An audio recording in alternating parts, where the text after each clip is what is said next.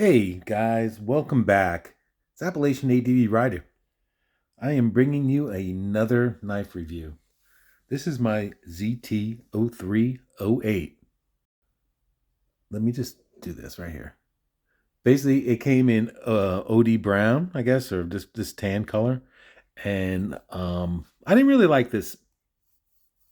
I didn't really like this scale. It would, if you put it in your pocket, on your blue jeans pocket, the blue dye in your jeans would rub off on this thing and would leave like a dirty blue, dirty blue stain behind. So I basically replaced it with this micarta.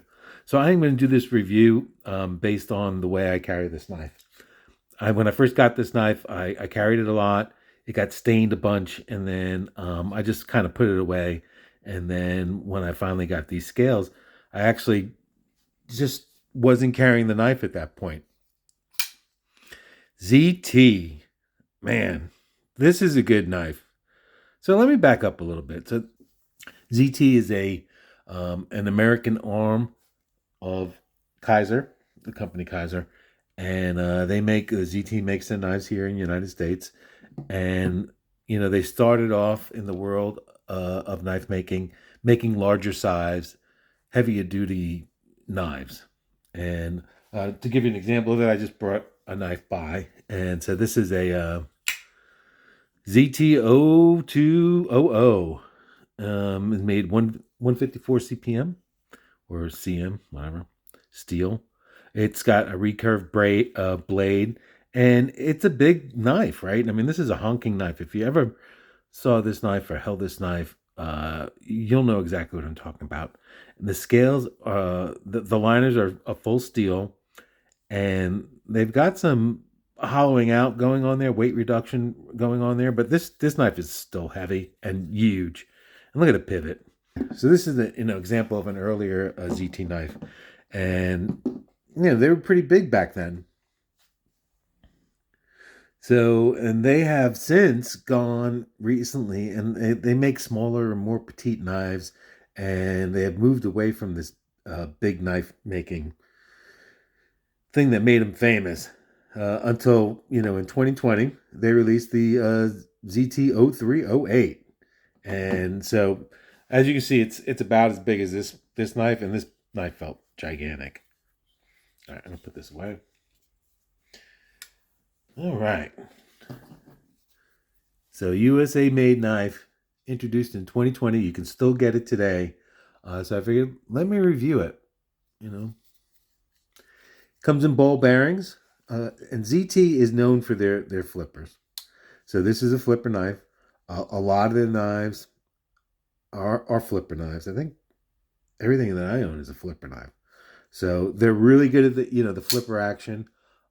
This blade is just gigantic. Look how tall that is. It's got a beautiful belly. It's kind of like a drop point with this beautiful belly. It's a very tall flat grind. The swedge kind of runs out pretty far, and you can see it's a pretty thick blade to pretty much almost to the end. And this knife is really slicey. It's in a 20 CV, CPM 20 CV. It has this beautiful titanium scale in the back with this texture, and then the original scale had the same texture. You can see that pattern. I don't know if you can tell with that pattern, but I like this aftermarket scale. It's smooth. It's got a little bit of texture to it. It's micarta, but it's like silky in my hands. And then I like the darker color. It's a little more higher end, I think, almost upscale with this darker color in my mind. Anyway, so big blade, nice and slicey, tall, flat grind. See, the handle is like 5 inches long. The overall length of this knife is almost 9 inches. It's 8.9 inches.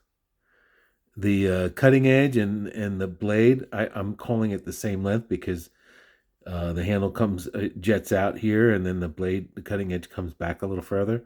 So that's about 3.75 inches. Blade thickness is 0.16 inches. Pretty slicey. Even at the thickest point, it's pretty thin, and then it gets really thin. The handle thickness is 0.16 inches, so a little over half an inch thick. Feels good in the hand though because it's contoured, it's rounded. I don't know if you can see that. There you go. Nice and rounded. This has an okay pocket clip. It goes in a pocket fine. The knife is a little heavy. It's 7 ounces with the stock scale, and I don't know. I haven't measured this one. 6.8. So did I actually? It says fluid ounces. Should be the same. 194 grams. 6.8 ounces. So, guess that's a little lighter. Anyway. Let's see. So it's got a premium steel on it. Nice big blade. Great action. The ergonomics on this knife are amazing. I mean, I like this big open finger area, and my index finger falls into that spot, and the rest of the fingers just fall behind it. The jimping's a little further up than where my finger naturally falls. It naturally falls into the smooth area here. Does it bother me that it's further up? No. I guess ideally you would want it to be, where you would want it to be under where your finger naturally fell. So let's just talk about the elephant in the room here. So this design has a opening here. This opening, to me, it doesn't bother me at all. I mean, there's openings everywhere in this knife here, where dust or whatever can get in there.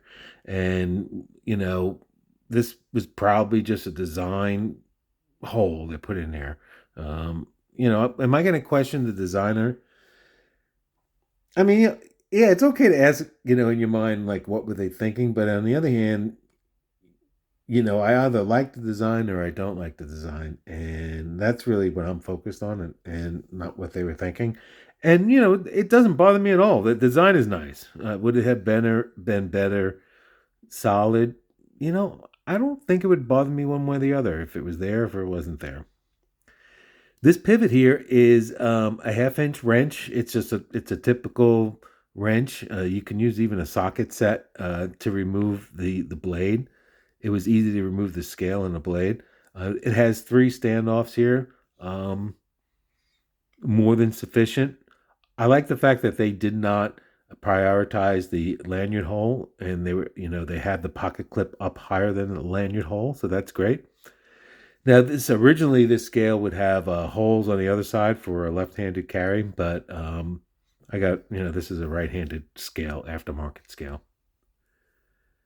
So this has it's a titanium frame, but it also has a steel lock bar insert. So that's pretty good. And they even put a little attention to detail on the lock bar here, of the design of it. It's just not a flat line or a straight line. There's some design elements to the end of this, the shape of this lock bar. There is no double clutch on mine, which is really good. It really drops down really nice, this knife. It flicks out pretty good. You can fail this knife though. If I don't give it enough of a push, it will, fail deploying. So that's just something. If you kind of point it down, you can give it a flick, or you can do a little wrist flick. But I mean, it is what it is. I mean, the tip is real nice on this knife too. I like the fact that the blade is so long, it's so tall. It's a nice flat grind, and it's got a nice pointy tip to it. So it's a great overall blade shape. It's good for food prep if if you wanted to, whittling, just anything really. It's a good design. There's an internal over travel lock bar stop. It's part of the steel lock bar insert. There's a little um, piece of material hanging off to the ledge, and it's hitting the frame. Yeah, so I like that they used big hardware on this. Right, these are T8s. Uh, they're pretty deep. The wells here, so you can get your sockets in there pretty good. And this is just like I said, an standard half-inch wrench you can use. Now the lip on it is not really tall, but there's really no problem getting it off. I mean, I took it off to change the scale, and I don't remember there being a problem at all. Everything's pretty chamfered here. It's nice and rounded. I do like the way this sits in my hand. I like how the butt of this knife fits in the corner of my hand, and my finger falls in the right place here. And I even like this area where it's like a little dip to it and smooth. I always like that. I did mention that the jimping's up here, which is kind of, I think, an unusual spot, right? So the jimping kind of needs to be here, and if it's not there, then I'm not sure what the point of it is being here. I guess if your hand slipped down, it might hit. It's just an awkward spot. I don't know.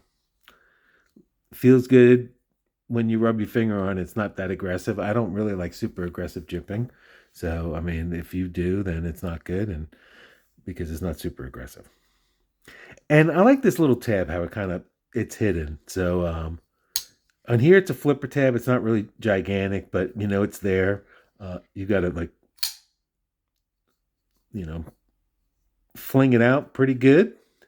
But then on the other side, it's hidden behind the scale coming out a little bit. So I like how the flipper tab becomes also a little bit of a finger guard there, and it's not too sharp. It's got little texturing at the end of there, and when you put your finger in there, it feels natural with that finger guard, and it doesn't protrude. It doesn't hang down too much, so you can use some of the belly of this knife when you're cutting. You can't use all of it, and that's one of the disadvantages to all flipper knives is that you can't lay the belly flat. It like this part sticks out. But since the blade is so long and the belly is substantial, you can still use the belly of this knife, no problem. I like this knife. I like the weight. I like the size. You know what I really like about it is that it's a knife that you can still get. So, if something were to happen to this knife, if I take it out and something happened to it, I can replace it. And some of the knives that you have, they become so nice sometimes you don't really want to damage them. At least, I mean, I use all of my knives, but some of them I would be a lot more upset if I lost them than others. So I would still carry the knife, but this one I would take if I was afraid of losing a knife or something, or concerned, excuse me. Afraid is not the right word, but if I was concerned if might lose a knife, I would might carry this one. All right, so let's compare it. So it's a big knife. I showed you what it compared to against the ZT0308, right? So as big as this one feels, this one is as big. It doesn't feel as big as this because this one just got all kinds of shape to it. I mean, it's a really interesting knife from history here. But so if you're familiar with this knife definitely feels bigger, even though dimensionally it's as long. And so here's an XM18. So butt to butt, it's bigger than an XM18, and where this knife is bigger is in the dimension of this tall dimension. So what else do we have? We're going to compare it to a Chris Sebenza 31. So it's a little bit bigger than a Sebenza. The blade is almost as long, but the handle's a little bit longer. But again, it beats it in this dimension. So this knife feels bigger because of it's tall. Put that to the side. And what else? And then last one I'm going to compare it to is a Para 2, paramilitary 2. A lot of people have this knife. Um, it is, you know, a little bit bigger than that, but again, it's tall. So, so this knife, it carries good in a pocket, but it's a little heavy. So you have to have the right pair of pants on it. And, but it is noticeable.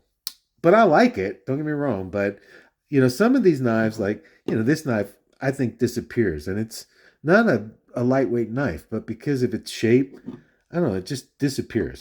But this knife here, I've noticed it. I think it slaps around a little bit, maybe when you walk, because of its shape. It's so flat and tall. I don't know. Definitely not uncomfortable. I like the size of the knife. I love that flipping action. I love the ergonomics. This is a great knife. I love the belly shape, the blade shape. I really enjoy this knife. And I like that it's a bigger, heavier knife. It's just, I feel that this knife can do things that a little petite knife couldn't do. And I like that. And this knife came in super, super sharp. I really love that about this knife. It's a cutting machine. Yeah, so I sort of rediscovered this knife. I'm enjoying carrying it, and especially now as we start entering the winter time, I'll be able to carry it a little bit more because it's a, you know, it's a bigger knife, and you want to put it in pants pockets, you know, jeans and whatnot. So look at that action. That is so good.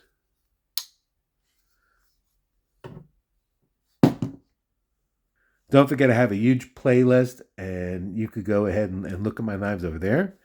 And join me on Facebook and Instagram under Appalachian ADV Rider. Well, thank you for joining me. Please don't forget to subscribe to this channel. Like this video if you liked it, or leave a thumbs down if you didn't. Leave a comment down below.